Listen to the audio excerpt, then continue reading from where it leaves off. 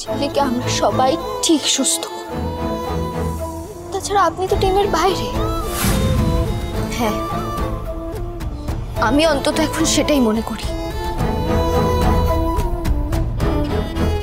রিঙ্কি, কেন তুমি আমায় ভুল বুঝছো? দেখো, আমি জানি আমি গুলিটা আটকাতে পারিনি, কিন্তু কিন্তু কি বলুন? সমবেদনা দেখাতে এসছেন তো এখন? আমাদের চাই না, বিশ্বাস করুন, আমাদের এখন কিছু চাই না, শুধু চাই ঝিল্লি যাতে সুস্থ হয়ে যাক।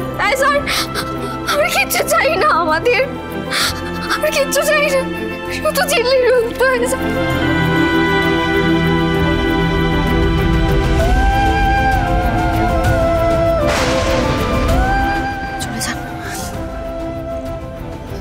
চলে যান এখান থেকে, চলে যান প্লিজ।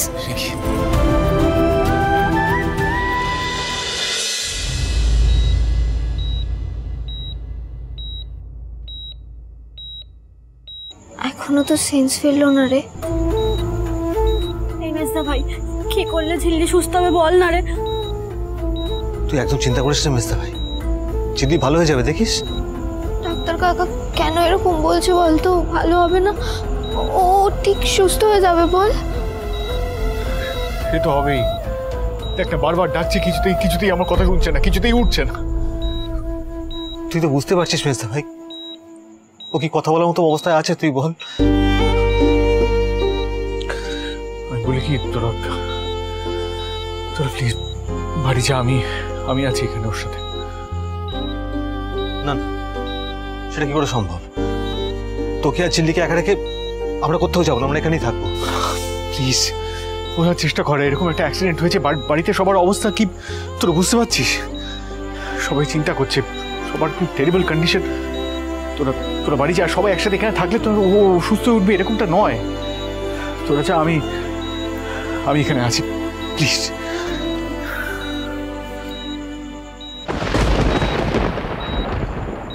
আচ্ছা বেশ, আমরা যাচ্ছি, কিন্তু মেজদা ভাই তুই আমায় কথা দে যে যদি কোনো রকম কোনো এমার্জেন্সি হয় তুই আমাকে ফোন করবি। তোরা যা। ঝিল্লি, ঝিল্লি এভাবে পড়ে থাকলে হবে? ওঠো না গো। ঝিল্লি, ও ঝিল্লি, তুমি তো আমাদের লিডার, বলো ওঠো না গো, একবার তাকাও। ঝিল্লি, তোমায় কিন্তু উঠতেই হবে। কাল সকালে আমরা আবার আসবো, আর তার আগেই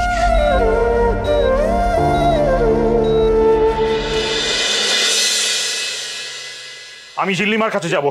জেঠু, আমাকে ঝিল্লিমার কাছে যেতে হবে হাসপাতালে। তুই কি করছো? তুমি শোনো। আরে না, আমার কথাটা শোন। বসো। আমি এখন বসলে চলবে না। শোন রিজু, আমি ঝিল্লিমাকে দিকে গিয়ে ডাকে না, উঠে বসবে, দেখবি ও ভালো হয়ে যাবে। আমরা তো যাচ্ছি, আমি গিয়ে ওখানে তোমার সবটা জানাবো। হ্যাঁ, শোনো, তুমি কেন এরকম করছো বলো? আমার মেয়েটা উঠছে না কেন রে? কেন উঠছে না আমার ঝিল্লিমা? বল না, কেন উঠছে না? কি বলি বলো তো জেঠু, এই প্রশ্নের উত্তর তো আমার কাছেও নেই। কাল রাত থেকে মেজদা ভাই ওখানেই বসে আছে। ঋষি কাল রাত থেকে ওখানে, ঋষি ওখানে বসে আছে, আর আমি এখানে বসে আছি। শোনো, তোমার শরীর খারাপ হয়ে যাবে, তুমি বসো। বুঝতে চাইছিস না ঋষি? তুমি এত অস্থির হো না, যেহেতু তুমি শোনো না, আমাদেরকে এক্ষুনি বেরোতে হবে। হ্যাঁ, তুমি প্লিজ করো, তুমি এখানে বসে থাকবে কিন্তু। এই রিঙ্কি, তুতুল, চল। হ্যাঁ রিজু, তোরা তো কাল থেকে কিছু খাসনি, ঋষিটাও কিছু খায়নি। শোন, এতে রুটি তরকারি আছে, তোরা সবাই মিলে খাস, কেমন? দাঁড়া, তুই যাবি না। আমি জামাটা পাল্টে আসছি, আমি যাবো তোর সঙ্গে হাসপাতালে। আমাকে যেতেই হবে, আমি মাথা ঠিক রাখতে পারছি না। কিরকম করছে তুমি বোঝাও না কিছু। দাদা আপনি একটু বসুন, শান্ত হয়ে বসুন। দাদা, তুমি এ কথা বলছো মেজো? ভুলে গেলে অভয়ের কথা?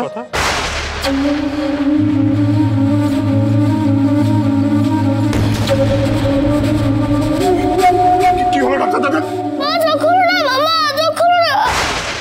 তোর বাবা নেই রে ঋষি, অকালে চলে গেল আমার ছোট ভাইটা। আমি সেটা এখনো ভুলতে পারি না। আর এখন ঝিল্লিমার যদি কিছু হয়ে যায়, আমি একেবারে সবার। আমাকে কেন বাঁচিয়ে রেখেছো? আমাকে তুলে নাও তুমি। দাদা কি বলছেন এসব? দাদা, আপনি বলবেন না এসব কথা, কি বলছেন? এখন বুঝতে পারছেন কেন আমি বারবার বলতাম? এখন বললাম না, এক কথা কেন বারবার বলিস? আর শোনো, তোমার যাওয়ার দরকার নেই, ওরা যাচ্ছে, ওরা যাক। এই রিজু, যা তোরা বেরিয়ে পড়, আর অপেক্ষা করিস না, যা। দাঁড়াও, কেন এসেছো? কেন এসেছো? ওকে বাড়ি থেকে দূর করে দাও। এই বেরো, বেরো বাড়ি থেকে, বেরো। দাঁড়ান, আমি কেন বেরো? এটা আমার ইন-লজ হাউস, তাই আমার এখানে থাকার অধিকার আছে। কিসের অধিকার তোমার? তোমাকে আমরা মানি না। আমি বুঝতে পারছি না, সবার কি মাথাটা খারাপ হয়ে গেছে? হ্যাঁ, ঝিল্লির বড় বড় অবস্থা তো খেয়ালি কি করবে? খেয়ালিকে কেন ঢুকতে দিচ্ছ না তোমরা? দিচ্ছি না তার কারণ আমরা প্রত্যেকে বিশ্বাস করি যে ঝিল্লি মায়ের এই অবস্থার জন্য ও আর ওর বাবা দায়ী। কি? আপনি কি বলছেন ফাদার ইন লজ? বাড়ির সবাই কি বললো শুনতে পেলে তো? বাড়ির সবাই তোমাকে ঢুকতে দেবে না মানে তুমি ঢুকবে না এই বাড়িতে। বেরিয়ে যাও।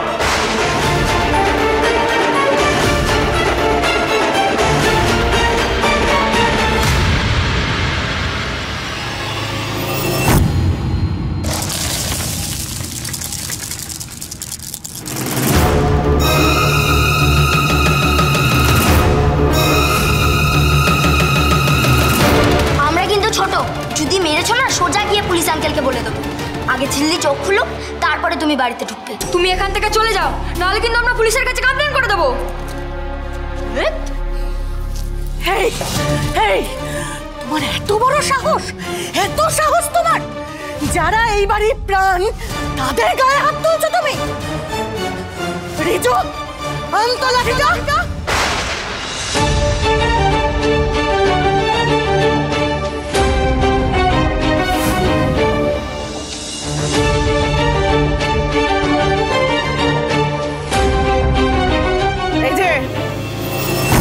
অনেক বদমাইশি সহ্য করেছি তোমার, অনেক, কিন্তু কালকে যা করেছো তাতে মাত্রা ছাড়িয়ে গেছো তুমি। বেরিয়ে যাও। আগে আমি কিছু করিনি, আমি খুন করিনি ঝিল্লিসকে।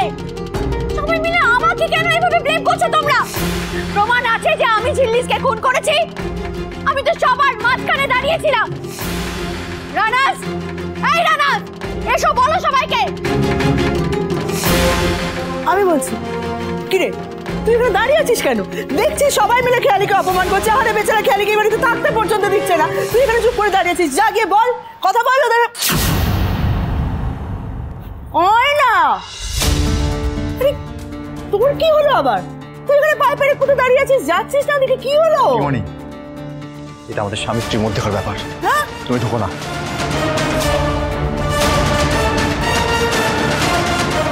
এই বর্ধমানের কি হলো বলতো? সত্যি রে, ও তো একবারও বললো না খেয়ালিকে আসতে। বর্দা ভাই, তাহলে ফাইনালি তুই বুঝলি, তাই তো? কিচ্ছু বুঝিনি আমি কিচ্ছু বুঝতে চাইও না। আমার সঙ্গে কারো কথা বলার কোনো দরকার নেই, কোনো সমবেদনা দরকার নেই আমার কারো। এসবে অভ্যস্ত নই আমি। আমাকে এতদিন যেমন ট্রেটার ভাবা হয়েছে, আমি চাই সেভাবেই ভাবা হোক, সেটাতেই আমি অভ্যস্ত।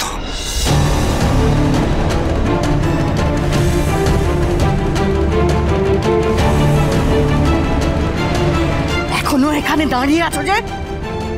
যাও, বেরিয়ে যাও, যাও।